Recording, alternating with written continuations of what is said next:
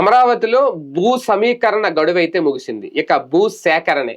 దానికి సంబంధించి ఆల్రెడీ రంగంలో దిగేశాయి బుల్డోజర్లు. రైతులు గగ్గోలు పెడుతున్నారు, ఆవేదన వ్యక్తం చేస్తున్నారు కొన్ని గ్రామాల ప్రజలు. అయితే మొదటి భూ సమీకరణతో పోలిస్తే స్వచ్ఛందంగా రైతులు భూములు ఇచ్చారు అప్పట్లో దాదాపు 30,000కు పైగా ఎకరాలకు పైగా అనేది. ఇప్పుడు చాలా కష్టం అయిపోతోంది రెండో విడత భూ సమీకరణ. భూ సేకరణకు వెళ్తున్నారు, రైతులు కూడా కోర్టుకు వెళ్తున్నారు. కానీ వాళ్ళకి న్యాయం జరగట్లేదు అనేది. ప్రభుత్వం కూడా తగ్గేదే లేదు అంటుంది. అంటే ఇక్కడ రైతుని ఇబ్బంది పెడుతుందా? స్వచ్ఛందంగా భూములు ఇచ్చే విషయంలో రైతులు ఎందుకు వెనకడుగు వేస్తున్నారు? కానీ ఏదో రకంగా అయితే భూములు తీసుకునే ప్రయత్నం అయితే ఖచ్చితంగా జరుగుద్ది. ఆల్రెడీ జరగడం మొదలైంది. కానీ రైతు మాత్రం లబోదిబం అంటున్నారు. దీనికి ఎవరు సమాధానం చెప్పాలి? ఇదే అంశం మీద చర్చించే ప్రయత్నం చేద్దాం. సార్, గతంలో అయితే అంటే ఈ స్థాయిలో అయితే జరగలేనట్టుంది వ్యతిరేకత. మేము భూములు ఇవ్వం అనేది. ఎక్కువగా స్వచ్ఛందంగానే ఇచ్చారు, అక్కడెక్కడ ఉన్నారు. కానీ ఈసారి చాలా వరకు రెండో విడత అనేది కొంచెం కష్టంగా మారింది. కొన్ని పనులు కూడా ఆగిపోయినాయి. కొన్ని చోట్ల ఇవ్వలేని వల్ల రోడ్లు కూడా కొంచెం మలుపులు తిరుక్కుంటా వెళ్ళినాయి. ఇవన్నీ కనబడుతున్నాయి అక్కడ క్లియర్ గా. ఇప్పుడు అమరావతి ప్రాంతంలో కూడా బుల్డోజర్ దిగిపోయింది. కొన్ని చోట్ల ఇవాళ సాక్షి వాళ్ళు రాసిన వాళ్ళు చూపించారు. ఎందుకంటే అందరూ చూపించారు కాబట్టి పాపం వాళ్ళ తోటలు కొట్టేస్తున్నారు, మొత్తం అంతా చేస్తున్నారు. అది చూడడానికి కొంచెం దయనీయంగానే ఉన్న తప్పదా పరిస్థితి ఇది? లేదంటే రైతులను బుజ్జగించే విషయంలోనూ వాళ్ళకి నచ్చ చెప్పే విషయంలోనూ ఫెయిల్యూర్ ఏమన్నా ఉందా? బేసిక్ గా ఏంటంటే క్రిందటిసారి పొలాలు తగలబెట్టారు. అప్పుడు అది వైసీపీ మీదకు దోశారు కానీ ఆ తర్వాతనే అక్కడ భూ సమీకరణ పూర్తయింది బేసిక్ గా. కాకపోతే అప్పుడు రైతులు అడ్డం తిరగదు. 3 దశల్లోనూ అడ్డాలు ఉన్నాయి. కాకపోతే మీడియా జాగ్రత్తగా మ్యానిపులేట్ చేసింది. ఫస్ట్ దశలో ఉన్నటువంటి సందర్భంలో దాన్ని ఫోకస్ చేశారు.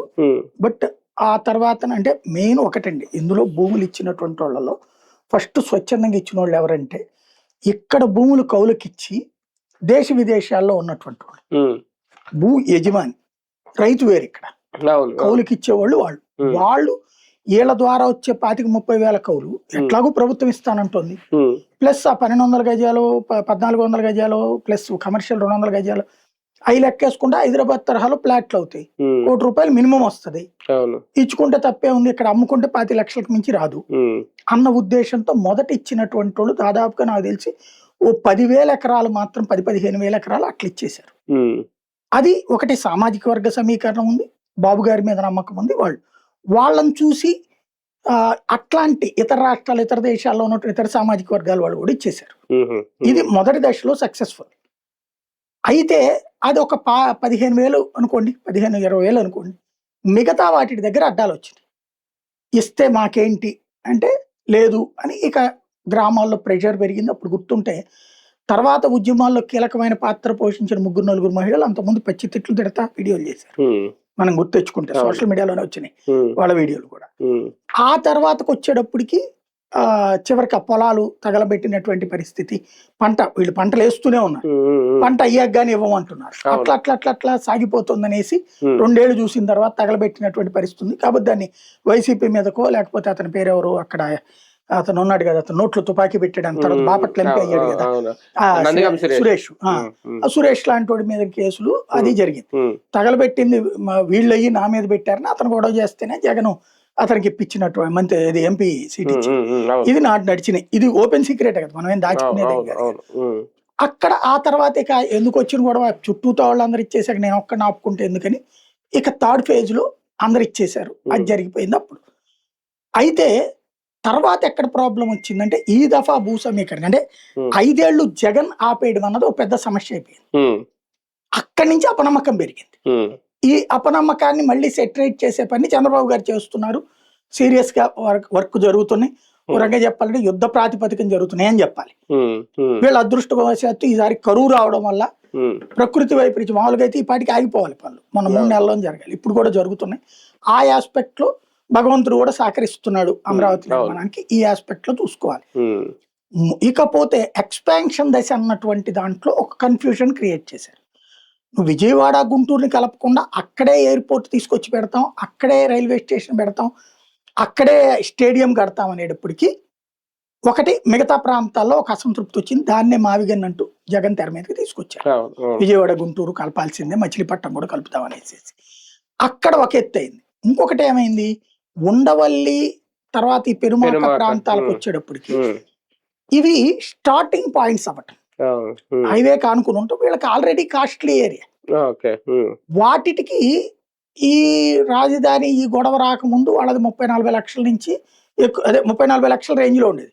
అంటే ఆ లోపల ఉన్నటువంటి పొలాలు 20 లక్షలు 10 లక్షలు ఉంటే ఇవి 40-50 లక్షలు తక్కువ ఉండే కాదు. ఎందుకంటే 3 పంటలు పండే పొలాలు అక్కడ.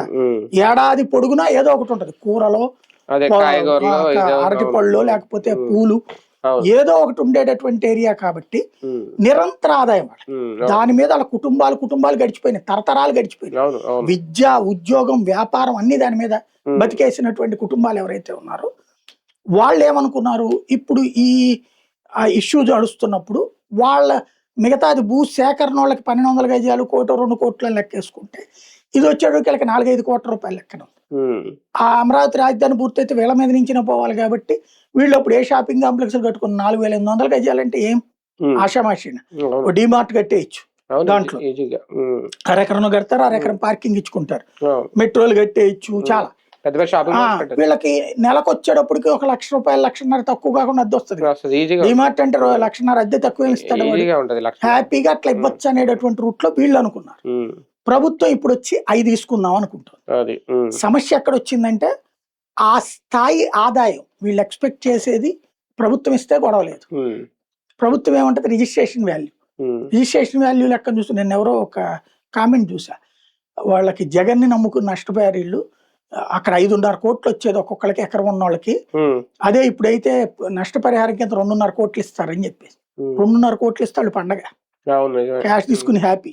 వీళ్ళకి ఇచ్చి వీళ్ళు 1200 గజాలు ఎక్కడిస్తారో తెలియక దానికోసం సిఆర్డిఏ చుట్టూ తిరిగి వాళ్ళు ఎప్పుడో లాటరీలు తీసి ఎప్పుడో ఇచ్చి, అంటే ఇవాళకి నా భూమి కోల్పోతా, నాకు ఏ ఆదాయం ఉండదు, నువ్వు ఇచ్చేటటువంటి 25,000 ఏడాదికితో బతకాలి, ప్లస్ నేను ఎప్పుడు మళ్ళీ నాకు ఫ్లాట్ ఇస్తావో తెలియదు, ఎప్పుడు ఎక్కడిస్తావో తెలియదు, అది మెయిన్ రోడ్డుకి ఆనుకుని లేకపోతే కనుక లోపలికి పోతే దానికి పెద్ద వాల్యూ ఉండదు. రోడ్డు మీద ఉంటే ఇప్పుడు 1-1.5 నడుస్తుంది, 4 కోట్లు అనేది నోటితో మాట నడుస్తుంది, 1-1.5 మెయిన్ రోడ్డు పక్కన నడుస్తుంది, లోపలికి పోతే 70-80 లక్షలు. అదంతా ఎందుకు పోగొట్టుకోవాలనుకుంటారు వీళ్ళు?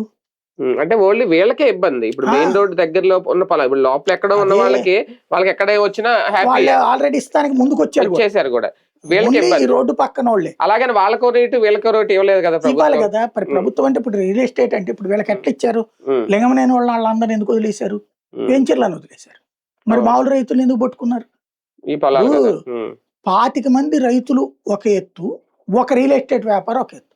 రియల్ ఎస్టేట్ వ్యాపారి దగ్గర 100 ఎకరాలు 200 ఎకరాలు ఉంటాయి, ఇక్కడ వీళ్ళ దగ్గర అరెకరం 1/4 ఎకరం మీద బతికేవాడు. వీళ్ళని ఏడిపించాలా వాళ్ళని ఏడిపించాలా? అతను ఒక్కడ ఏడుస్తాడు, ఇక్కడ ఎంతమంది ఏడుస్తారు? కుటుంబాలు. ప్రాక్టికల్ గా ఆలోచిస్తే, నైతికంగా ఆలోచిస్తే పెద్దోడిని కొట్టి పేదోడిని పెట్టాలి. ఇక్కడ పేదోడిని కొట్టి పెద్దోళ్ళకి పెడుతున్నాం మనం. అతిపెద్ద రియల్ ఎస్టేట్ వ్యాపారికి ఇప్పుడు ఎంపీ సీట్ వచ్చింది. ఏంటి అతను సాధించింది రాష్ట్రానికి? కేవలం నాయకులకి స్థలాలు ఇస్తూ తన స్థలాన్ని కాపాడుకున్నాడు. అది తప్పించి ఇంకేమైనా ఉంది అక్కడ అతను సాధించినటువంటిది? ఇవి ఇక్కడ గుర్తుపెట్టుకోవాల్సిన. కానీ ఒకటిసారి ఎప్పటికైనా ఇప్పుడు రాజధాని ప్రాంతం అంటే పొలాలు కాస్త కాంక్రీట్ జంగిల్ అయిపోతుంది, అది ఎప్పటికైనా అవ్వాల్సిందే. వీళ్ళు ఆగినంత మాత్రాన వీళ్ళు అక్కడ కూర్చొని పంటలు పండించుకోరు, పొలాలుగానే ఉంచుకోరు. వీళ్ళకి ఎప్పటికైనా అమ్ముకొని దాన్ని రియల్ ఎస్టేట్ గట్ట మార్చుకోవడం, లేకపోతే బిల్డింగ్ గట్ట ఏదో జరుగుతుంది కదా. కానీ ప్రభుత్వాన్ని ఇబ్బంది పెట్టడం ఇది కావాలని ఏమన్నా చేస్తున్నారా? నాకు అర్థం కాదు ఏంటంటే, నా భూమి నేను అమ్ముకుంటే వచ్చే డబ్బులకి నీకిచ్చి నువ్వు నాకు 1200 గజాల ఫ్లాట్ ఇచ్చి ఎప్పుడు ఇస్తావో తెలియని దానికి ఎంత తేడా ఉంది? వాళ్ళు అమ్ముకొనిస్తే ప్రభుత్వం కొను, లేదా నీ టీడీపీ వాళ్ళతో కొనిపించండి, కొనిపించి తీసుకోండి. పోని మీరు గతంలో జరిగినాయిగా అమరావతి ప్రాంతంలో చాలా వరకు 50-60 లక్షలకి కొని గవర్నమెంట్ కి ఇచ్చిన వాళ్ళు ఉన్నారు కదా. అట్లా ఇక్కడ ఎందుకు కొంటలా? అలా చేస్తేనే కదా అప్పుడు ఇన్సైడ్ ట్రేడింగ్ అన్నారు అంటారు, కానీ ఏ కేసు పెట్టలేకపోయారు. లేదులే, కానీ ముందు బేసిక్ గా అది జరుగుతుంది. ఇది థర్డ్ ఫేజ్ అణచివేత. ఇంకోటి వీళ్ళ అసలు గొడవ ఏంటంటే, వీళ్ళ దగ్గర ఎకరాలు భూములు లేవు. 20 సెంట్లు 30 సెంట్లు ఉంది, ఒకళ్ళకి 50 సెంట్లు ఉంది, ఒకళ్ళకి లేకపోతే ఒకళ్ళకి ఎకరం ఉంది. మొత్తం 2500 ఎకరాలు ఎంతోనంట కదా ఇప్పుడు. నేను అనేది అదే, ఆ స్థాయిలో ఒకళ్ళకి 20 సెంట్లు ఉంది, ఒకళ్ళకి 30 సెంట్లు. అలా ఉన్న వాళ్ళకి ఇక్కడ ఇచ్చేది ఎక్కడో అర్థం కావట్లా. అదే కదా మెయిన్. ప్లస్ ఒక క్లారిటీ లేదు. ఇట్లాంటప్పుడు ఏం చేయాలి?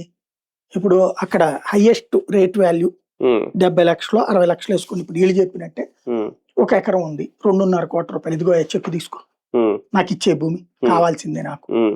ఇది డైరెక్ట్ బేరం.